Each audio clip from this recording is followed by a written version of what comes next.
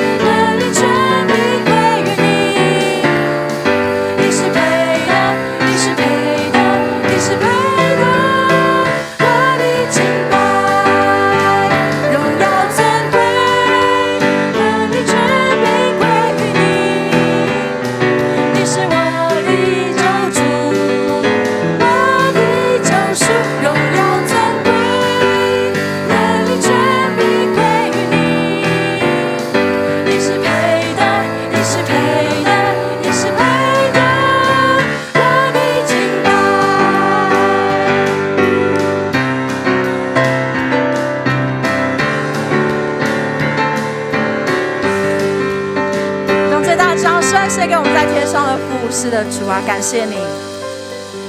是的，主啊，因着你成为我们的帮助，成为我们的力量，成为我们的指引，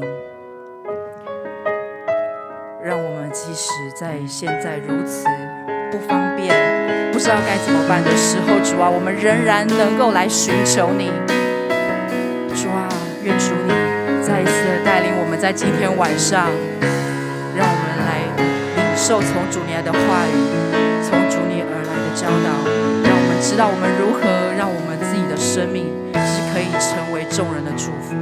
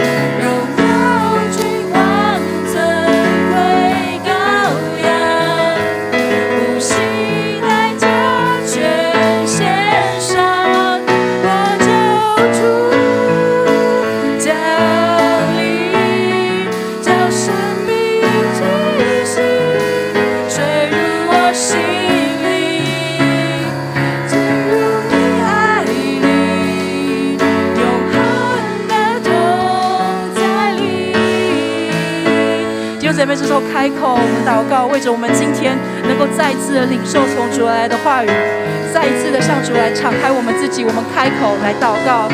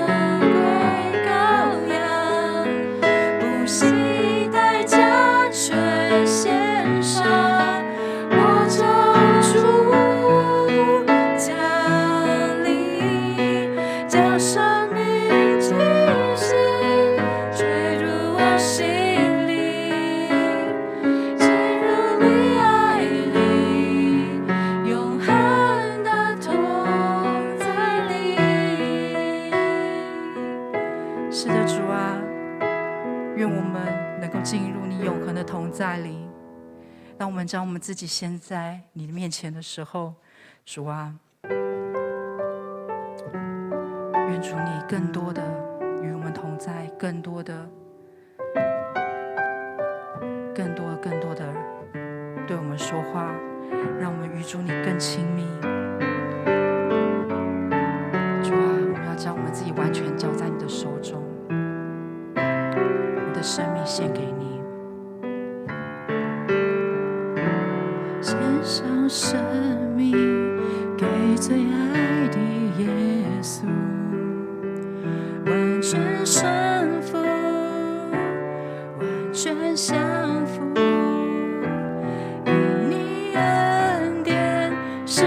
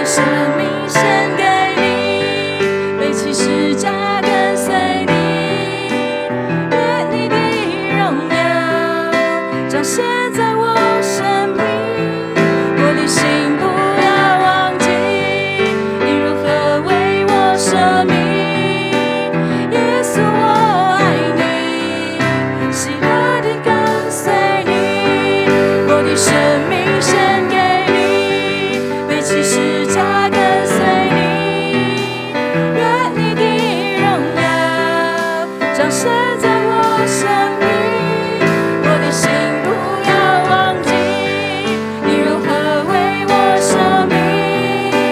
耶稣，我爱你，喜乐地跟随你。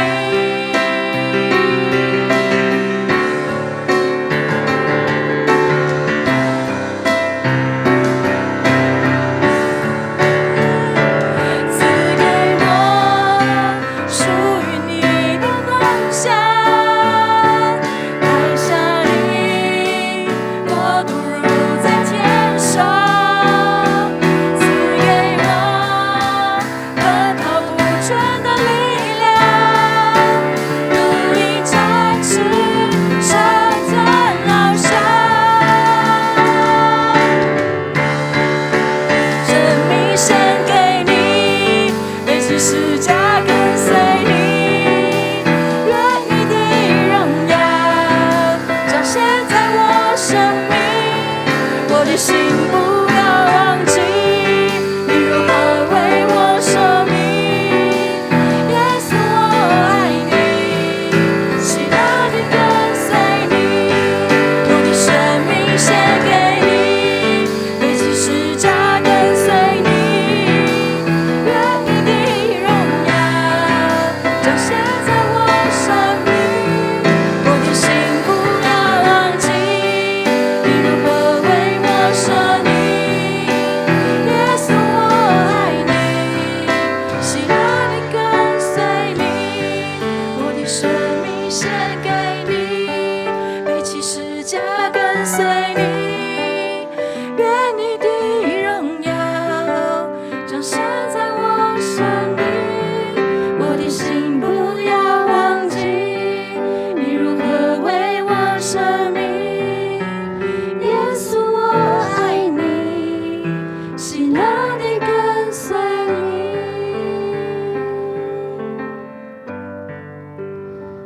主，我们来到你的面前，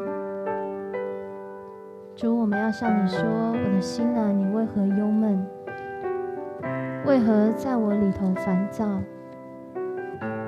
我的心啊，你要抬起头，要来仰望这位爱我们的神。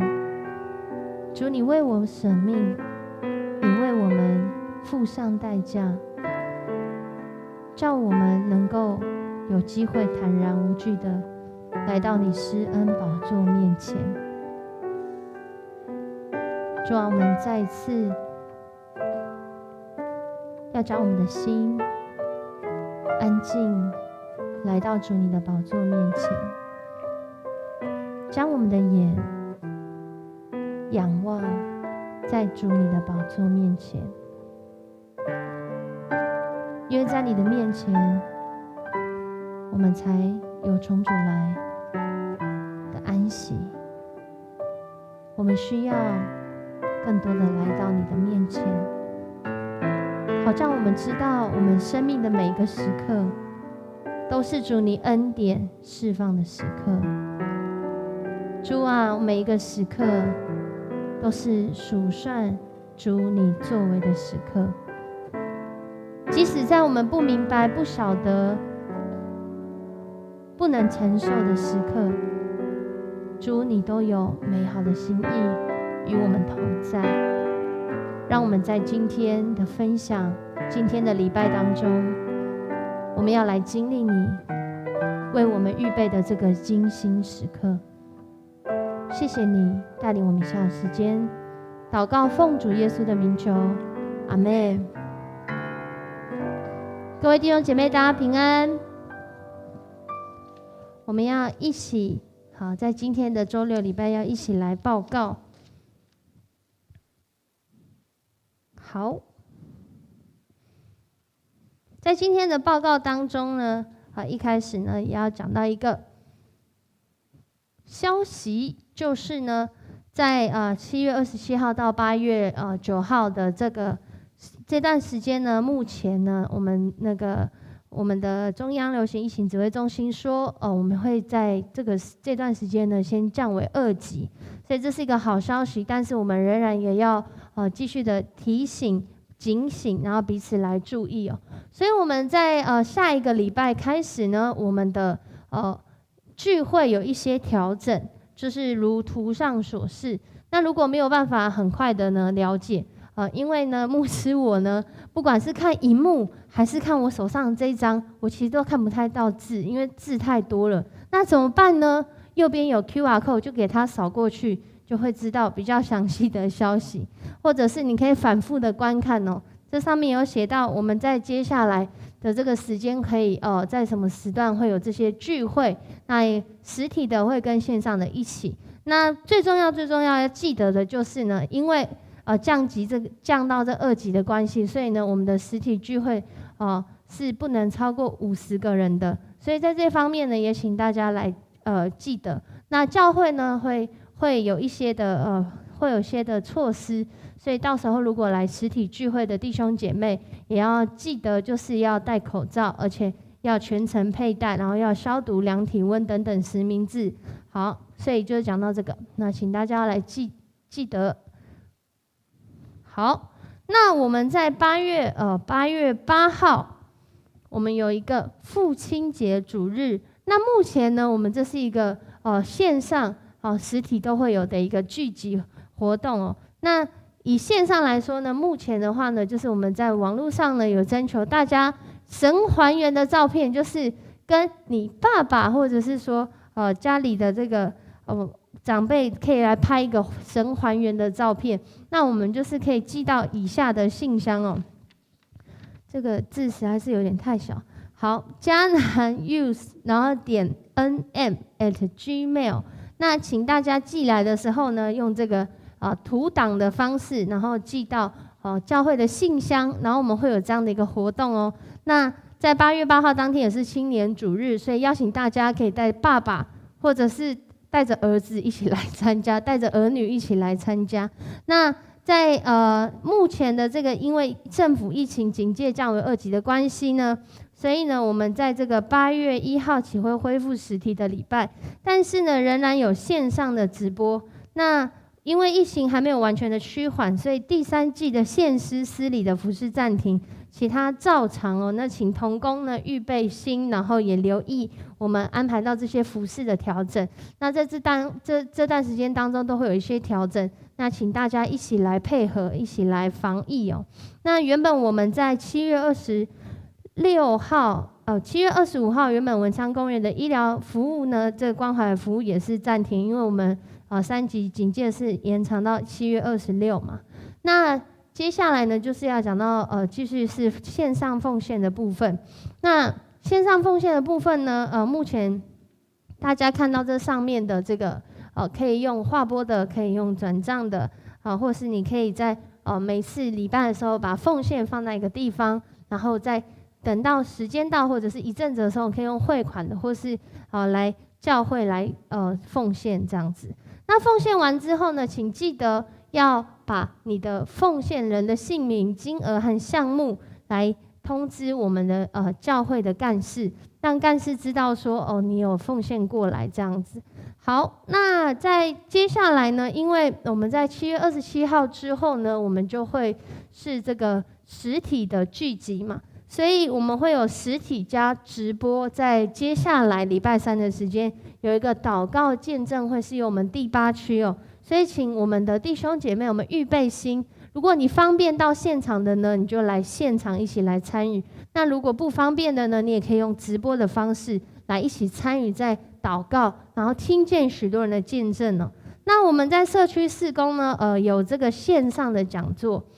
我们这个线上的讲座呢，在接下来这个礼拜3是中医防疫教育与夏季养生呢。我们每个礼拜3就是针对这些长者的需要，我们都预备一些不同的讲座课程。目前是都用线上的方式哦。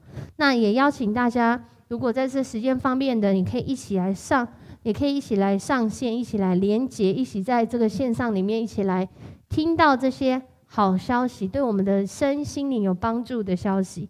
好，那在社区事工的部分呢，我们在接下来8月6号呢，社区事工这个爱幸福跟 Passion 的学员的平台呢，一起合办这个8月6号失控是最好的安排。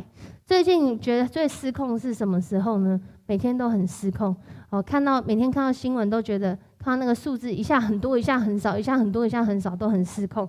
失控为什么是最好的安排呢？我们邀请到这位杨佑任来跟我们分享。那这是一个线上的讲座，但是因为名额有限，需要报名。那我目前知道的是已经报名30位以上了。那我们的这个只有100位以下的名额，所以如果说呢，对于这个一个年轻人如何从一双旧鞋开始来救人的命，那你如果想要认识的、想要了解的，或者是你想知道年轻人可以在这个时候、这种时机，我们可以来做什么事呢？然后你就可以一起来参与在这个讲座。那 QR code 就可以扫 QR code， 然后赶快来报名。我们是采报名制哦，那有报名的，我们才会让报名的人一起来线上，一起来分享这样的一个好消息。那我们在青年牧区的部分呢，我们在每个礼拜呢持续有这样的活动，而且是越来越热闹，越来越热闹。不管是观看人数，或者是观看人次，或者是直播之后，因为我们会放在我们的平台上之后去观看的人数是越来越多。那我们礼拜天晚上有这个欠说晚安的这个节目呢，是透过故事呢来分享我们的信仰，或是分享我们最近的一些观察。那家亲来家共呢，就是我们邀请到迦南的青年，或者是你是青年的都可以来参加，我们一起来分享呢，在这段时间，或者是我们对于课业，或是我们对于这个社会所看到的一些现象环境，我们就会在这上面一起来分享。那这是不定期上线，但是我们几乎是每个礼拜。那也邀请大家呢，有机会就要来参与，在年轻人当中变更年轻哦。那我们的 IG 账号是 CNGH49， 记得这是 IG Instagram 的账号，不是 FB 的哦，所以赶快来加我们吧。好，那青年牧区呢，在我们最近的礼拜2、礼拜4的下午3点到4点，都有一个很棒很棒的这个社区的活动。我们这 Passion 平台呢，就做了一个这个厨艺母汤秀，不管你的厨艺是母汤还是 A 汤，你都可以来参加。那我们这4期下来呢，每一次呢都是一个人，一个一个的报名，只有20名。可是每次报名的几乎都是一个家庭。不是兄弟姐妹，就是那个父母亲子一起来，而且亲子很特别哦，不是跟很小的小朋友，是跟家里的青少年。你邀请你跟你家里的青少年一起来煮菜，很容易被打枪，但是你来一起报名厨艺母汤秀，你就不会被打枪，然后可以一起来做这件事情，很棒。我们都吃到很好吃的这些食物，然后让我们的厨艺更精进哦。那我们在接下来还有4期，对，还有4期的时间，礼拜2、礼拜4下午，还有6期哦，还有6期的时间，然后接下来呢会越来越精彩哦，接下来会越来越精彩哦。我们接下来，我非常期待礼拜2非常年轻的厨师要带领大家一起来做料理，所以呢也可以扫我们的 QR code， 这个也是免费的活动，但你需要报名，因为你有报名你才有办法参与，那你要准备自己的食材。那我们就一起可以来参与这么棒在暑假的时间的这些活动。那这个活动呢，很欢迎，就是上面有写条件，升国1的学青到这个社青都可以一起来参加。那如果你说我已经你就带孩子一起来参加吧。好，那我们一起来读今天的金句哦。今天的金句在罗马书5章8节，我们要一起读2次，请。唯有基督在我们还做罪人的时候为我们死，神的爱就在此为我们显明了，向我们显明了。再一次哦，罗马书5章8节，唯有基督在我们还做罪人的时候为我们死，神的爱就在此向我们显明了。我们要预备心来奉献，奉献是基督徒感恩的表现，也是出于甘心乐意的。当我们每个礼拜经历了上帝赏赐我们平安的恩典，我们就要预备我们的奉献来回应上帝的带领。我们一起来唱这首歌。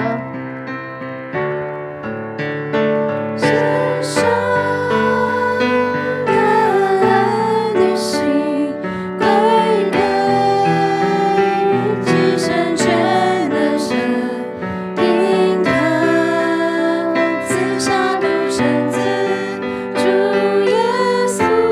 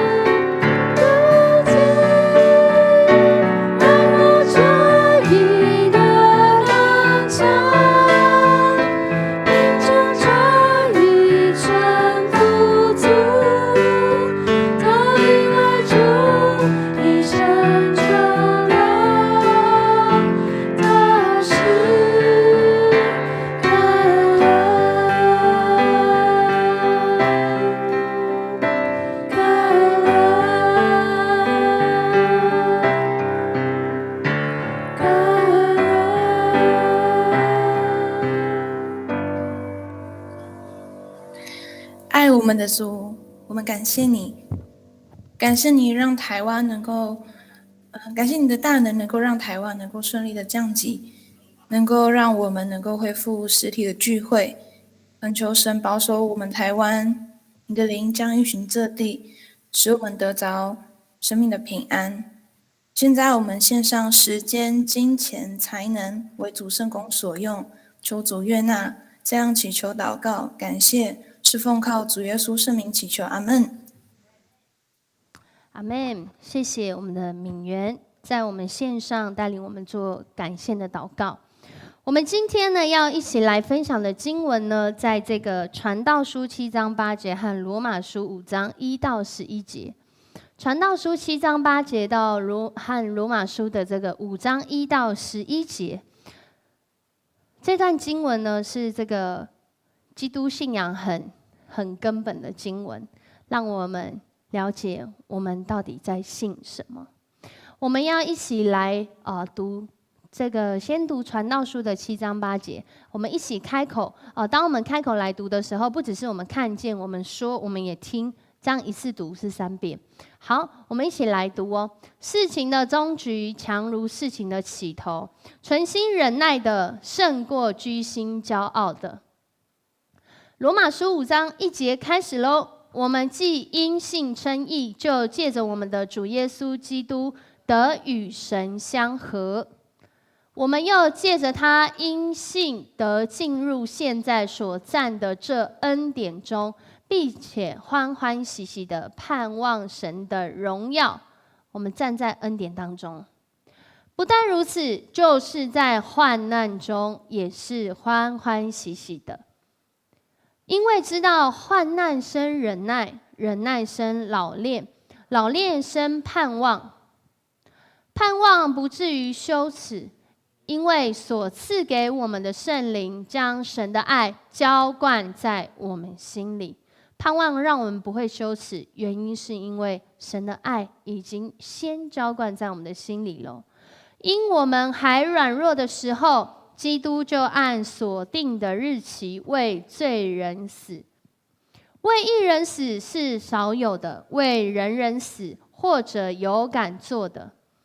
唯有基督在我们还做罪人的时候为我们死，神的爱就在此向我们显明了。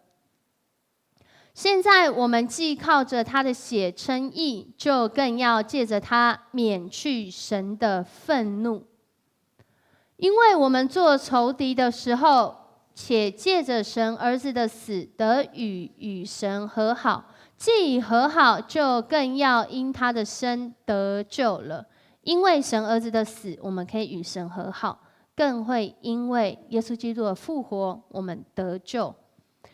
不但如此呢，我们既借着我们主耶稣基督得与神和好，也就借着他以神为乐。在这段经文当中呢，我们很熟知，很常讲到患难会生忍耐，忍耐会生什么？忘记了吗？才刚读。好，我们来看一下，再给大家看一下。患难会生忍耐，忍耐会生什么？老练，老练生盼望，盼望不至于羞耻。为什么呢？在读这段经文的时候呢，很像是一个在修炼的人，他很常会在修炼当中得到一些受益匪浅的内容跟过程。在这个月里面呢，我们真的是见证了奇迹。什么奇迹呢？我们从应该说2021年，我们从水荒这个水旱旱吗？这个旱灾到水灾，再看一次哦，这个画面到这个画面到这个画面，全世界很特别，气候已经跟以往不一样了。以前我记得在小时候，台湾那个3、4月开始就会下所谓的梅雨季节，然后那个时候我们会经历一个很重要的节气，叫做清明扫墓。然后我记得我每次去扫墓的时候，那个我们家的那个墓不是我们家，就是家人一些墓地在那个山上，然后那个地都是泥巴地，所以只要到那个时间去扫墓，我其实都超不想，我都觉得为什么不暑假去扫呢？为什么不没下雨的时候去扫？因为每次去的时候都回来那个脚都是泥泞这样。但是呢，今年是头一次很羡慕能够踩着泥泞的地去扫墓，原因有2个，一个就是因为我们好像5月15开始就进入3级警戒，哪里都不能去。然后另外一个原因呢，是因为到5月底之前呢，台湾都还没下雨，很干很干，就像我现在讲话越来越干一样。在今年真的是发生这么很特别的事情哦。但是呢，在这当中呢，人的心呢一直都是没有改变的，你有发现吗？在我看到这几天的这个新闻的时候，我记得，因为呢，牧师我们家呢在基隆人，那我们家的那个墓也在那个地方，然后呢，我就看到一个新闻说，基隆人去洗车，然后就被其他县市人骂说，水就是大家都缺水的时候，你们竟然在洗车。然后基隆就想说，我们已经每天下雨下到终于没有下雨了，你竟然在骂我们洗车。我们天天都是用雨水洗的，就现在才是用这个、那个去10元投那个硬币，然后洗的，然后竟然被骂这样。然后呢，等到了现在呢水灾的时候呢，我们的这个引言，如果看那个周报或者是我们网络上的周报，或者是看实体的周报，你会看到我们有写这个引言哦。其实现在呢，在西欧，在中国。跟台湾是因为台风经过嘛，可是在欧洲现在，特别是德国，非常严重的水灾，从来没有过。那去那里访问的记者或者问当地人，当地人都觉得很惊讶，因为怎么会发生这种事呢？这么浪漫美丽的地方，竟然发生大水灾。而在这个大水灾里面呢，就有一个那个中国的网友他就讽刺说：“我打开电视调到国内频道，我以为是郑州啊，因为郑州现在也在水灾，就没想到那个地方竟然是意大利。欧洲有很多地方在水灾，中国有很多地方在水灾。在这些水灾当中呢，还有一个说法非常特别，他说前几天呢，美国呢刚送这个神秘包裹来台湾，结果中国就发生1000年一遇的天灾。”他们怀疑是美国的气象武器攻击所造成的。听到这样的一个神连结，是不是很特别呢？应该要断开这种连结哈。人性就是这样啊，我们很常会在各样的环境当中，遇到好的很好很好，只要遇到坏的遇到好的会怎样？会做比较遇到坏的会怎样？会做挞伐，然后会有各样的一个想法。所以，我们其实今天要讲的这个经文，其实是基督教很重要的。教义的很重点的地方，也是保罗呢，他透过这段经文，这个是一封书信，在向当时这个罗马的教会在说话。那在那个时候呢，也有他们的文化。可是保罗刚好抓住这个机会，他要向这个罗马教会的人来分享什么？分享我们今天讲到的目的，就是分享一个和好的计划。而这个和好的计划不是普通人跟人和好。你最近有跟谁吵架吗？听说要那个解封之后，很多人不想回去上班，因为一想到遇到那个他讨厌的同事，他就觉得我还是不要上班，我在家上班好了，我不想上课。这样，这是保罗要介绍一个认识上帝跟人之间和好的计划，而且这个和好计划是从上帝而来的。然后另外一个部分呢，是要让我们明白，其实我们每一个人都需要神的爱和救恩。不论你今天你有什么样的信仰，你是无神论者、有神论者、多神论者、一神论者，你都需要神的爱和救恩。而这救恩呢，带领我们能够以神为乐。所以我们在一开始的时候，我们就要来分享罪由心生。有人说，我会想要犯罪，我会逼不得已到一个程度，我必须要犯罪，是因为我的环境实在是太苦闷了，是因为我的环境实在是太糟，是因为我遇到的老板太差，是因为我同事太……忘记什么队友，是因为这样吗？所以有人会说，是因为患难跟环境的不确定，让我们罪由心生。的确，很多时候我们因着罪的缘故，在我们的环境里面，让人的心无法自拔。可是因为这个原因吗？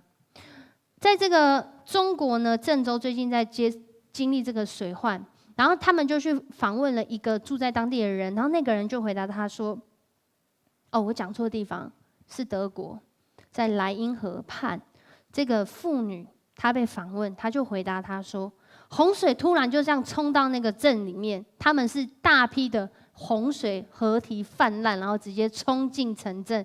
然后我们想象一下，欧洲的城镇大概那个房子都不太高，乡下的地方，然后就这样冲进去哦。所有人行进在车道上的人和车，就瞬间的消失在那个妇女的眼前。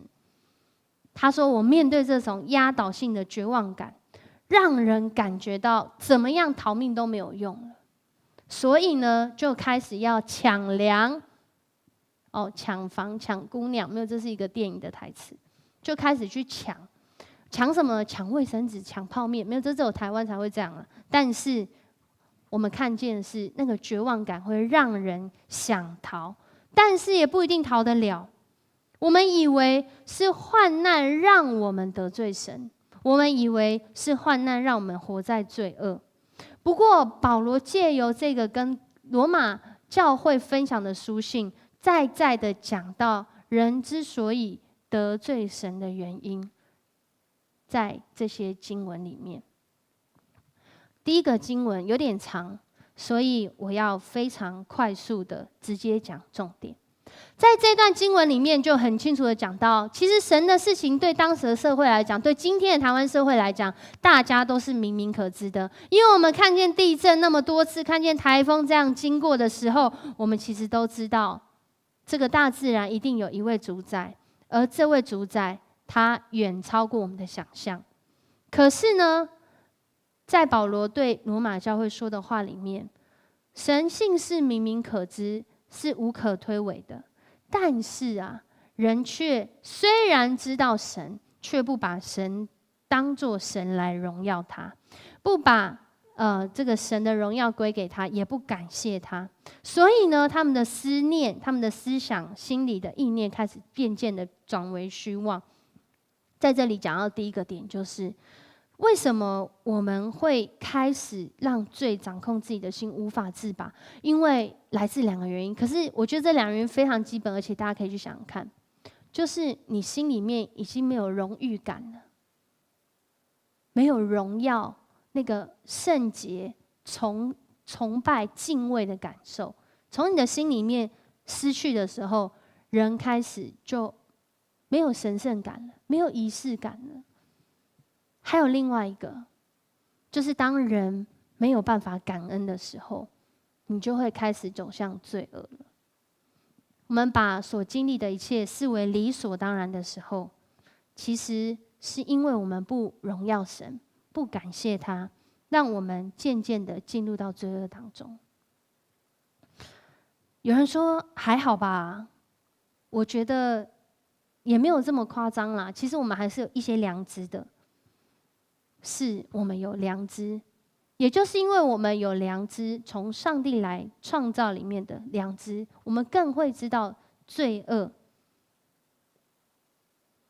接着第二个就讲到，因为罪掌握人的心，让上帝的恩典好像跟我们就隔离开来。所以第二个分享的就是说，隔离我们活出生命意义。有人就觉得在疫情当中，一直在这3级警戒，他快活不下去，他好烦闷哦。到底隔离你的是因为疫情吗？还是其他的？在7月23号，那个 WHO 的世界卫生组织，他们就表达一件事情，他们发出了一个呼吁，他们说 COVID-19 呢对心理的健康带来长期而且深远的影响。这个大家就说牧师，这我们都知道。但是你知道他说什么吗？他说心理健康应该要被视为基本人权。这是一个这是一个欧洲的一个世界卫生组织的主任所说的。然后呢，他就讲了一件事情，他就讲说有一个女性，有一个女性，我今天举的例子有女性有男性哦。好，今天还是女性。他说到呢，这个女性呢接受长期治疗，心理治疗，但是因为疫情长期这个就是隔离的关系，表达她自己有一种感觉，社会孤立带来压力，结果导致他焦虑增加。原来他的用药量在这段疫情期间是暴增。我相信，如果你今天你是社工，你是做医护的，你是做精神科医师，你是做相关的这些工作的做牧师的也是。我们在疫情开始这个3级的时候，陆陆续续的就一直有接到出现心理有状况、精神有状况的 case 很多。那是不是只要没有隔离就没事了？结果在我讲的这都是这2天，美国心理学会的专家就表达，解封之后呢，也让人很焦虑。很多人害怕接触人群，他们发现美国自从解封之后，有一半的人他们其实是仍然维持之前那个隔离跟这个封锁的生活。为什么呢？因为他们第一个讲到说难以适应改变，我们已经很久都没有这样子解封，所以我们已经习惯这种线上的生活，要回到接触人群的生活，其实觉得要这个改变是很令人紧张的，很令人焦虑的。还有一个原因是因为他们说解封之后，我怎么知道那个人他是不是无症状患者？他搞不好有症状啊，只是我们不知道而已。我没有办法确定外面的状况是不是如我们疫情以前的那样美好，所以我还是待在家里好了。这也可能会是接下来台湾遇到的挑战。第3个讲到新闻媒体。之前在这个疫情期间就一直在报道，每天在报道疫情。虽然现在疫情好像渐渐的趋缓，我现在在讲的是美国，不过这可以是台湾的借鉴。他就讲到说，那在这个新闻媒体没有报道这么多疫情之后，是不是大家就人心就可以安稳下来？但实际上是没有，因为整点的时候还是会告诉你今天有多少确诊数。所以有些人呢，对有些人心里来讲是一种负担。我今天又知道多少人确诊，今天有多少人去世，该怎么办？然后媒体会一直告诉你这个病毒有多可怕，你一定要打疫苗。然后打了疫苗之后，你还是可能会中，所以你要不要出门呢？讲到最后，即使要解封了，人的心还是没有得到自由。所以影响我们在疫情当中活出生命意义的，是因为隔离的原因吗？再次的邀请大家，保罗他用罗马书不断的讲到一些人性里面的软弱、黑暗，跟我们需要上帝的地方。他说到呢，他们既然故意不认识神，神就任凭他们存邪僻的心，行那些不合理的事。接下来叭叭叭叭叭叭叭，我想这里面一定都有你跟我曾经做过、现在做过，或者是未来还可能会再做的事。因为每一个人不认识神，或者是故意不认识神，不论你是在顺境还是在逆境，当我们的心没有认识神，很多时候我们就错失了神的恩典，这也是让我们没有办法得自由的原因。有些人说，没有牧师，我认识神啊，那为什么还会有以上刚刚的那段很长的经文里面讲到的这些心态，讲到的这些态度，讲到的这些行为呢？因为人对上帝的认识始终很有限，这也是为什么从旧约以来到新约，耶稣基督他要出现，因为他看见，上帝看见人没有办法救自己，人跟人想要互救，可是那个互救是在非常有限制，人在律法以下，只要你知道律法之后，你就难逃罪恶。为什么？因为你要达到那个律法的标准，没有人可以达得到，所以才会说世人都犯了罪，亏缺了上帝的荣耀。我们是亏缺了上帝的荣耀，可是上帝并没有要我们没有活在那荣耀当中。但是我们看见，在这样的一个过程里面，当罪恶在生活中，在人的心里面，在患难当中，人的心开始出现这些焦虑，开始出现这些比较，开始出现这些不认识神所产生的行为，最后的结局就是死。我们每次讲到罪的时候，都会用那个射中靶心来表达说，哦，只要没有射中靶心，没有对准那一个点，那就是罪。那什么是死呢？我一直在想罪跟死的这个关系哦。如果从经文里面，我们可以找出很多经文讲到罪跟死的关系。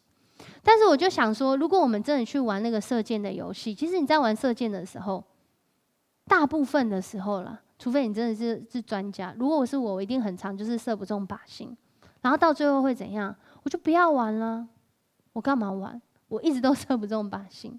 所以很多时候我们离开神，是从一开始就慢慢的、在这段今天的经文，应该说罗马书1章32节里面就有讲到，他们虽然知道神判定行这样的事情的人是当死的，我们都知道说谎、嫉妒、愤恨、凶杀是不好的。这些背约、违背父母的、捏造恶事的、自夸的、不怜悯人的、无亲情的是不好的。可是很妙的是，我们看见有人在做，甚至当有人邀请你一起做的时候，我们也会一起做。而这样的代价是什么呢？最终的代价就是死。我们会与那原来美好的、美善的、让我们得着生命的、有荣耀的事情、有感恩的事情隔绝了。因为死的原来的意思就是隔绝的意思。他们虽然知道神判定这样做的人是当死的，可是他们自己不去这样做，而且还喜欢别人去这样做，所以最后罪的工价乃是死。但是只是停在这里，我们就对这个耶稣基督的信仰太无知了。我想接下来的经文大家都很清楚，虽然罪的工价是死，但是上帝却透过耶稣基督让我们得到永恒的生命。罪的结局是死，但是罪的结局在耶稣基督里是死里复活。因为回到今天的这段经文里面，因为我们还软弱的时候，基督就按所定的日期为我们死了。为一个把自己事情做好、独善其身的人死的，他在这今天的经文讲说是少有的。为那个大家觉得这个人好棒哦，我替这个人死，因为他做了很多很好的事情。如果他还活着，我死了，我愿意，因为他还可以继续带来更多的影响力。为这样的人死，或者有人敢做。但是如果今天要你为一个连续杀人犯、变态杀人魔，就用你平白无故的这个生命为他死，或许就没有人要做了。但是，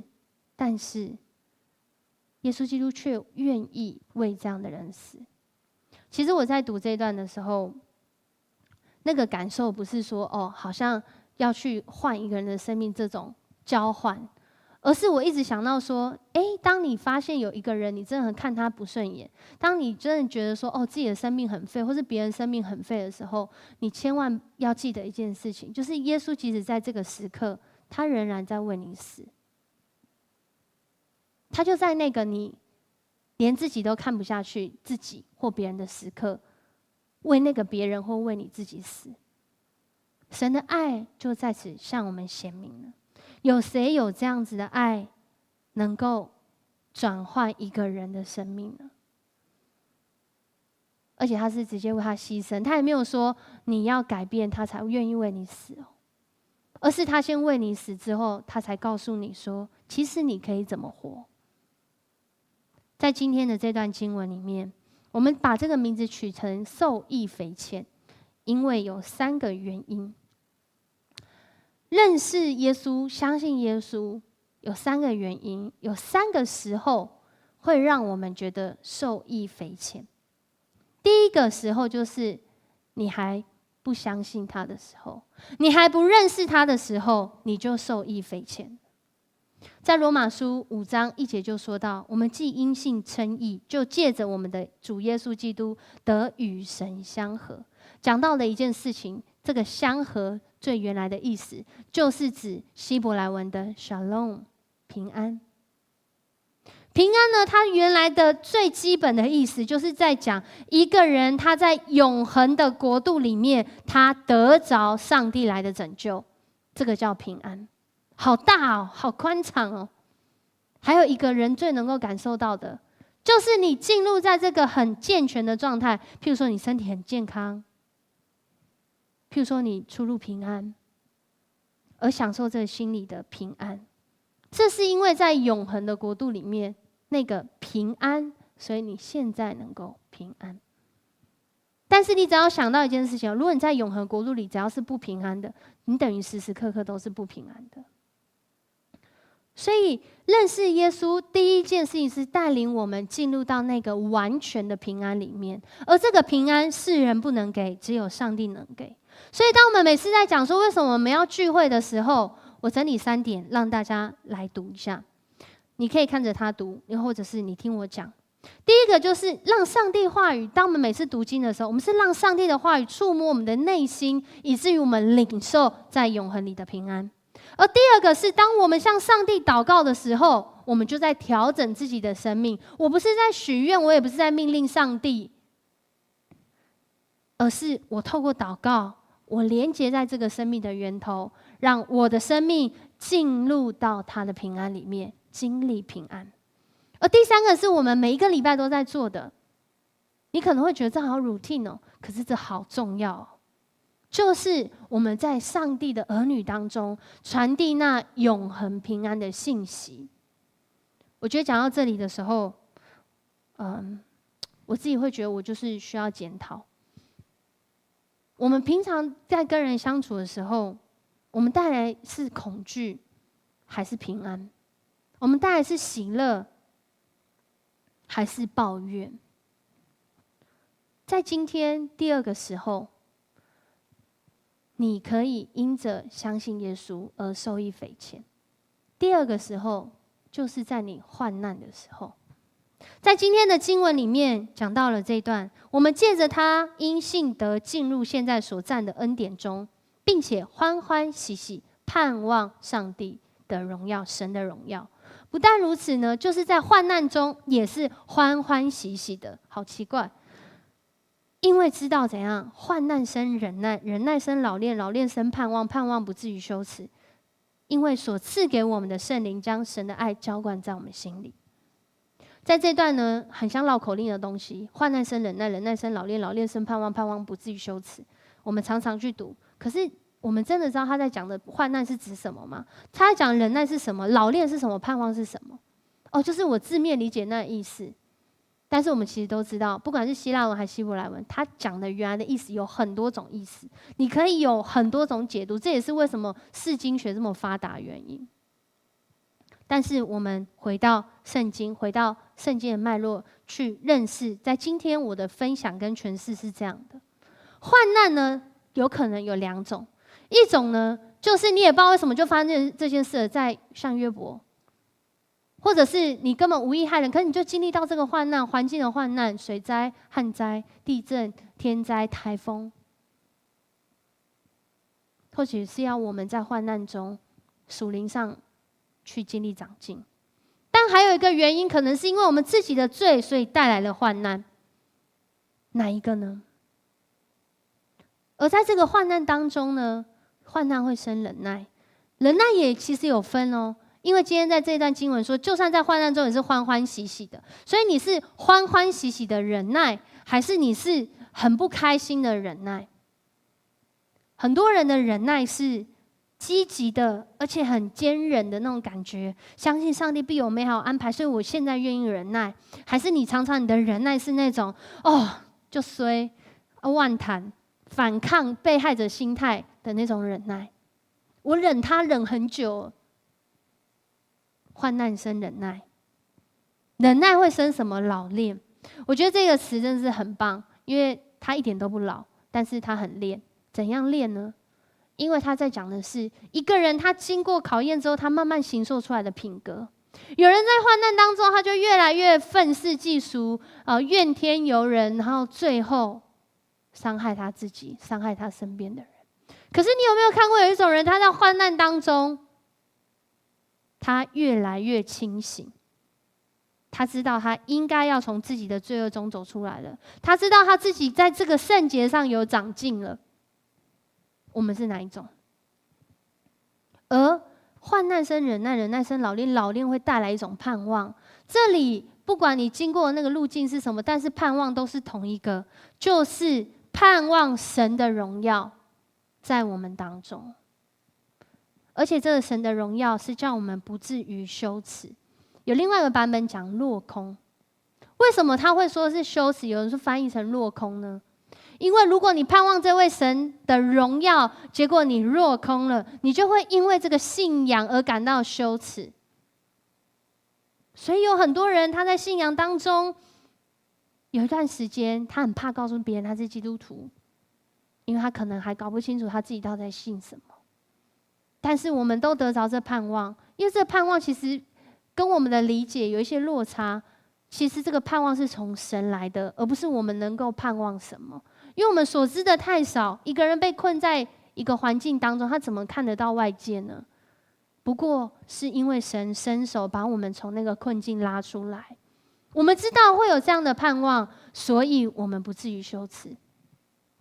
你为你的信仰感到羞耻吗？还是你听完之后你觉得很有盼望？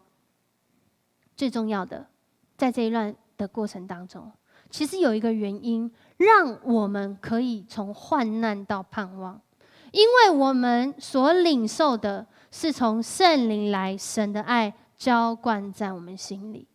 我觉得中文很有趣哦，你位置放不一样的地方，它就有产生不一样的解释。如果你把这段话放在患难之前的时候，你就会知道为什么患难最后的结果是不会落空，不会羞耻。因为神的爱就好像你已经有那个存款了，你已经有那个储蓄了，你已经有那个积分了，而且这个来源是源源不绝的。因为不是来自于你的爱，不是来自于我的爱，不是来自于我们以为很有爱的那个人，而是来自于神的爱，所以我们才能够积极的面对患难。所以在患难的时候，如果你相信耶稣，受益匪浅。对，就在这段经文，这是另外一个版本。这让我们基督徒在看到患难产生的时候，我们的态度、眼光会不太一样。我们会走得下去，走得安稳，走得平安。而第三个时候是什么时候呢？我说3种时候让你受益匪浅，而第3个时候就是无论何时。无论何时，因为相信耶稣，我们可以以神为乐。在今天的最后面的经文5章9到11节，我读11节就好。不但如此，我们既借着我主耶稣基督得与神和好，也就借着他以神为乐。在这里面呢，有3节都出现了同样的字，这个字叫做喜乐。但是这个喜乐呢，它其实在原来原文的意思有3个意思哦。今天可以记一下，因为这读起来你会觉得很有趣，而且你会发现神真的在对你说话。这个喜乐、欢欢喜喜盼望神的荣耀，在患难中喜乐，以神为乐，都在讲同样的意思，都同样有3个意思。一个就是你欢喜快乐，因为神的荣耀你欢喜快乐；另外一个就是你以神为荣，还是你以神为你以神为荣。还有另外一个是今天我要特别介绍的，叫做夸口。什么叫夸口？其实呢，在当时的古罗马、希腊社会里面，夸口是一个社会群体当中一个维系彼此关系很重要的功能，包括家族、社群、罗马经济社会结构、希腊罗马社会结构，身份和阶级就在彼此的夸口当中建立跟定义出来。哇，你是那个律师哎！哇，你是那个修辞学家！哇，你是那个哲学家哎！就在这个一来一往当中，就在这样的情况里面，夸口的文化可以让人的阶级出现，甚至它可以拉开彼此的距离。在这个环境里面，很强调，我之前有介绍过恩主制度，很强调你的成就、功绩，还有你的来历背景。而且慢慢的会形成优越、比较和排他的意识形态。譬如说，有一个教会就一直被保罗讲，从前书讲到后书，大家知道是哪个教会吗？3个字的哥林多教会。所以在那时候呢，保罗就邀请他们说，夸口的当指着主夸口。为什么要特别讲夸口？因为他们很爱夸口，在当时有一个夸口的文化，透过这个夸口的文化，让人的荣耀被展现出来。所以保罗他应该是可以用禁止的方式，但他没有这样做，因为他知道人性。然后他就邀请大家，那我们要夸口，我们应该要夸口荣耀的本身啊！荣耀本身是谁？就是上帝。所以，当我们无论何时以神为乐，指的是当我们发现生命当中可以接受、可以经历、可以接纳、可以承担，其实我们都可以来夸口荣耀这位神，我们都可以来感谢这位神。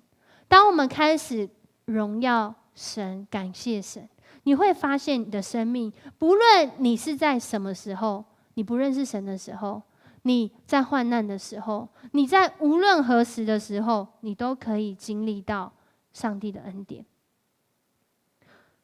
夸口上帝的荣耀，让我们在任何的境况中都可以欢喜的以上帝为荣，因为他的荣耀不会改变，他的爱也不会离开我们每个人。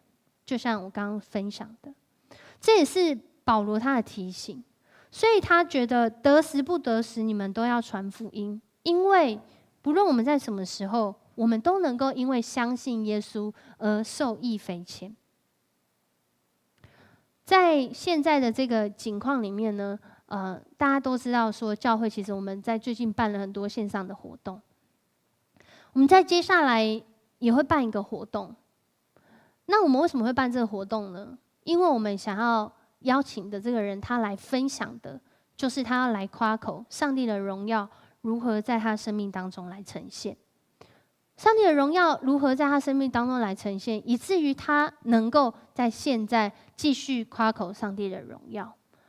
而这个夸口上帝荣耀的过程中，其实是一个蛮想不到、蛮失控、蛮让人摸不着头绪，不知道明天在哪里，甚至有的时候是在被辱骂跟患难当中。虽然你看他的影片，你不一定会这样感受。我们一起来看这个影片。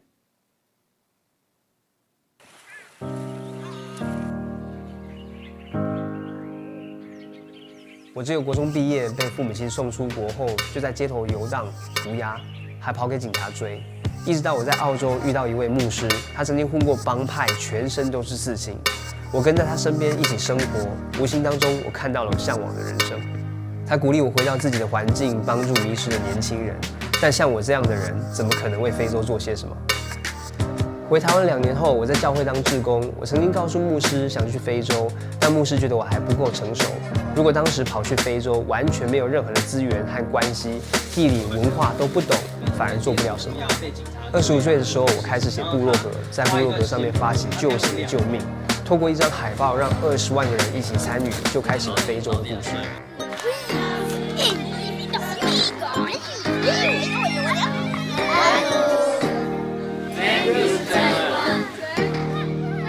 我们去非洲的感动是一点一点累积起来的。因为非洲沙蚤的关系，一开始我们先把居民的脚治好。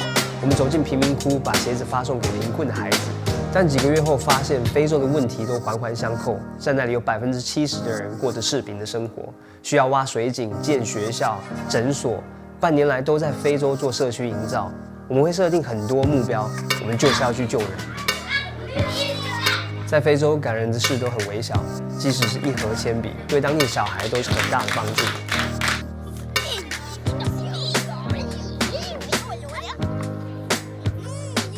有一次我们在村庄中发鞋，那所有的人都收到一双鞋之后，我们转过头来看见所有的孩子都没有穿鞋。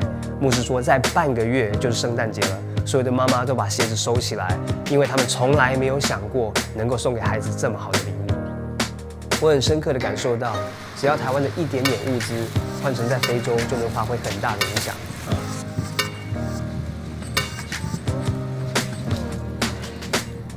救血救命是从信仰起家。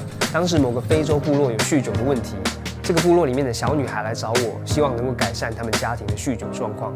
我过去找这位爸爸谈了很久，陪他跪在地上祷告，一起流泪，让他找到信仰。2个月后，这位爸爸成功的戒酒了。我深信无论如何，一定要在救行救命的文化里保有信仰的初衷。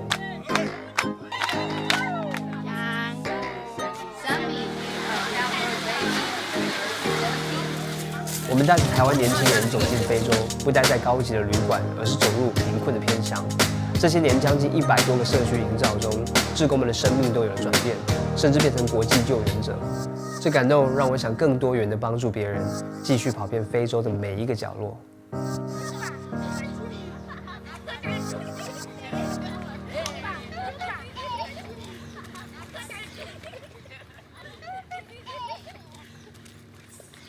OK， 这是杨佑任我们在8月6号礼拜五晚上会邀请到的一个线上讲座。然后我在刚刚报告也讲说100个名额，为什么会特别介绍到他呢？因为他是在一个很年轻的时候，他曾经是一个很爱恶作剧的小孩哦。然后在那个时候，因为家人把他们送到澳洲去，在那个地方，他被一个牧者陪伴，在那里经历了信仰。他生命开始有了转机。大家想到说生命有转机之后，应该会是什么样子呢？应该就像现在一样，救鞋救命，非常浩大的工作，而且好像很有影响力，在非洲、在台湾都很有号召力。可是当他生命被转变的开始，其实那个时候的他，学业没有完成，成绩不及格。可是他在那个成绩不及格里面，他说：成绩不及格不代表我人生不及格。在那个时候，他生命转变的时候，那是什么样的时候呢？是一个月领22K， 内心仍然充实而满足的时候。在那个时候是一个什么样的时候呢？在他的生命里面，刚好遇到一个机会，他们家因为破产，就是经营鞋子工厂破产。然后他听到这个宣教士的岳父告诉他说：有这个事情，就是在非洲没有鞋子穿，会遭受到寄生虫，甚至会影响到生命。他就想到什么？想到他们失败的经验，那个剩下在工厂的那些鞋子，他打算要把它放在货柜里面，然后寄出去。结果不够啊，太少，才2000双而已。他就画了一张海报，上面写着“救鞋救命”。然后听说他是在一个不经意的情况下，因为他想说也没有很想积极主动做这件事，他想说好啦，反正大家都这么说，我就来 po 看吧。就 po 完之后，隔天，再隔天，再隔天，我没有拿那个图，因为那个有那个相片有自己的那个肖像权嘛，就是他们家就被这些旧的鞋子塞满了。他说家被鞋子淹没了。在今天呢，我最后跟大家来分享这个故事，是因为我们今天的主题是这个受益匪浅。一个人被上帝改变之后的生命，你以为会有钱吗？你以为会好像很高高在上，很有社会地位吗？你以为会成绩就及格了吗？我这样好讲，会不会大家下礼拜不来教会？但是这是他生命的真实经历。他说到成绩不及格，不代表人生就不及格。然而我们透过他生命的表达，你也知道他现在的情况，你会觉得他生命及格吗？我想还是会有人说不及格吧。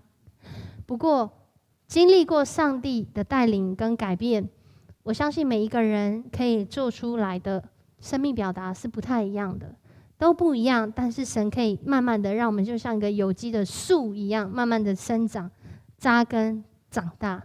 所以8月6号可以邀请大家来一起分享。那我们在这当中呢，也发起一个活动，就是要来捐一个旧鞋，讲一个故事。所以我今天竟然在讲台大逆不道的放了一双鞋，而且是旧鞋，它的下面是脏的。对，那这双呢是我的鞋子。那这双鞋很特别，因为这双鞋是我在我其实有点忘记是读神学院还是当传道的第1年买的。可是这双鞋非常的陪我经过了很痛苦的时期，因为我当传道的第1天我就得了 A 流这样。然后我记得我去参加那个营会在台南，就同工跟青年们在参加营会，然后我就躺在床上，然后每天发烧。但是我印象很深刻，我就觉得上帝是不是在跟我开玩笑，就是注定不适合当那个牧者传道人。可是很妙的点是，后来这双鞋也陪我一起去参加夏令营，参加短宣。那在这当中呢，我觉得或许鞋子没做什么事，也或许我没有做好像很厉害很大的事情，可是却看到一个一个的见证，不管是在那个时候或是在现在，都听到了一些很不错的好消息。所以呢，我还跟游牧师说，我鞋子很少，没什么鞋子可以捐。然后我就想说，好吧，那这双其实我还有在穿它，但我就觉得就捐吧，因为救鞋救命嘛。所以邀请大家一双鞋子一个故事，我们一起来分享。那我就邀请大家一起在这个时候站立起来，我们要来唱这首歌。认识耶稣，相信耶稣，让我们受益匪浅，不仅是生命的改变，更是在我们各样的时候，因着耶稣基督的真理，让我们可以学像他一样。我们不会是耶稣，但是我们可以学像耶稣。再次的用这首歌来献上，也邀请你等一下聚会结束，可以找一双你的旧鞋，一起来预备，就寄到他们所讲的那个地址需要的地方，上网去搜寻杨佑任，你就可以找得到。我们一起来唱。献上生命给最爱的耶稣，完全顺服，完全降服，因你恩典是我的衣食奉你，你的宣召没有怀疑。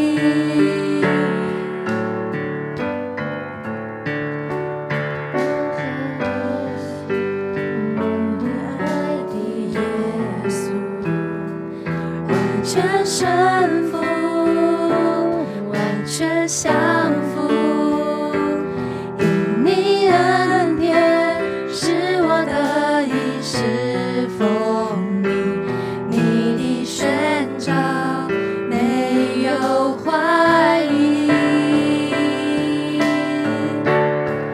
我的生命献给你，背起十架跟随你。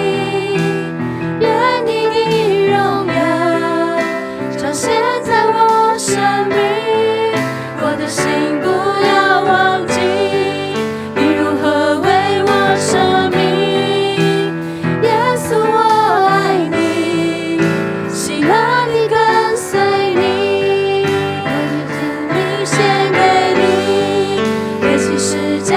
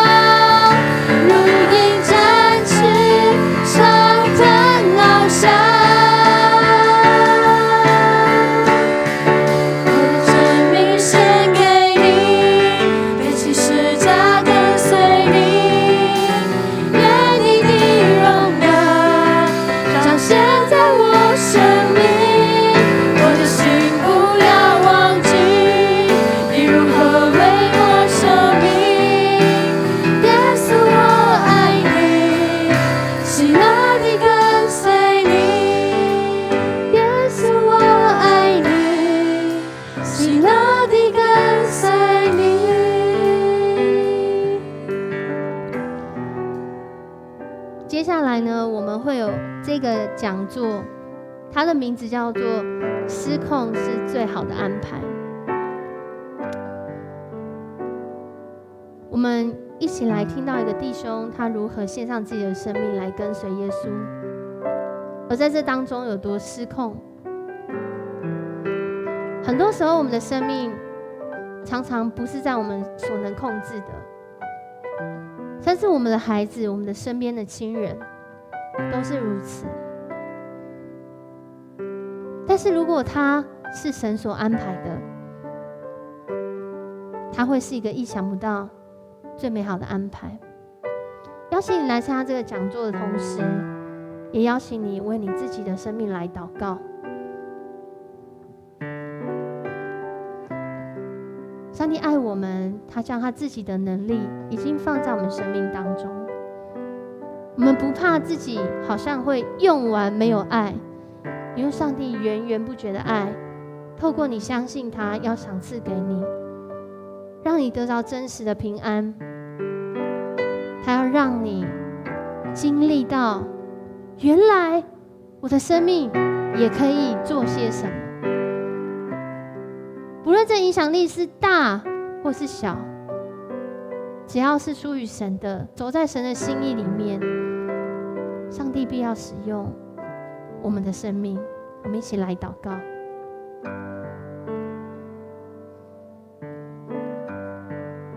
阿爸天父，我们来到你的面前，为今天所有参与聚会的弟兄姐妹，无论他在直播，他在看录影，他在祷告，他在难过，他在翘脚，他在发呆，他在专注。主啊，我要将这些弟兄姐妹都交在你的生命，交在你的宝座面前。主，你知道我们的生命，也唯有你能够让我们的生命经历那上好的福分。这福分世人不能给，也不是我们能够求来的，而是上帝你应许要赏赐给我们的，通通是从你而来的，我们只不过是白白的领受而已。主啊，但是谢谢你的恩典，让我们能够这样领受。主啊，你也让我们这有限的生命，能在这么短暂的时间里面，可以接触到这永恒的意义，叫我们的生命每一天学习如何来带出那美好的影响力。可能是救鞋救命，可能是我们每一天认真在我们的工作当中，可能是我们每一天认真的规划自己的时间，活出每一个时间里面的精彩。主，谢谢你如此爱我们，让我们一起来领受。愿阿爸天父永恒的慈爱、信实不改变，而且公义带领我们。愿耶稣基督的救恩复辟我们，愿圣灵的感动天天将神的爱浇灌在我们的心里面，从今时直到永永远远。阿们。我们一起来唱这首诗歌，一起来大声赞美哦。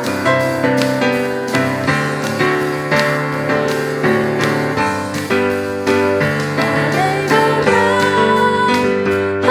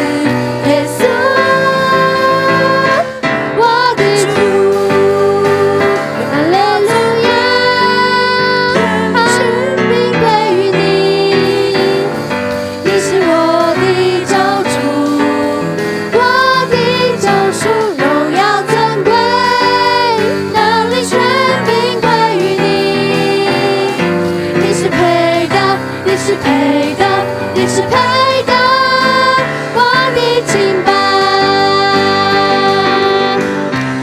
我们一起来拍手。